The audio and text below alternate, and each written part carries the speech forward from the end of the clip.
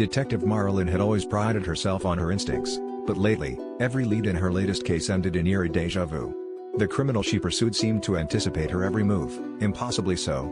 She began to notice that her own thoughts sometimes echoed in the taunting messages left behind, as if the chase was a dialogue with herself.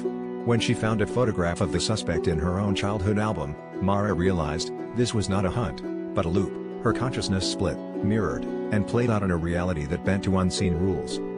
Across the world, Theo, a reclusive coder, stared at his screens as patterns emerged from the chaos of global data. Earthquakes mirrored each other, news headlines repeated verbatim, and social feeds cycled through identical arguments.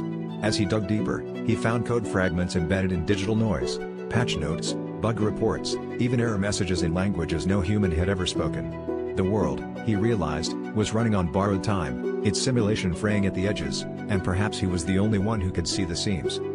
Meanwhile, in the quiet town of Harrow's End, no one noticed the passage of time anymore. Children stayed the same age, old men never grew frailer, and every birthday cake tasted suspiciously familiar.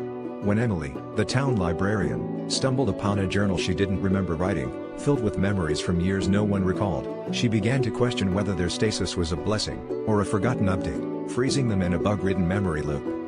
On the farthest edge of human knowledge, astronomer Rajiv Talwar gazed through his telescope and saw the impossible, a sector of the cosmos that shimmered, pixelated, resisting observation. Physics broke down at its boundary, the laws of nature themselves seemed to be held back by a cosmic firewall. As Rajiv's findings were dismissed as instrument error, he wondered if he had glimpsed the edge of existence, the border where reality's rendering ended and the truth of their simulation began.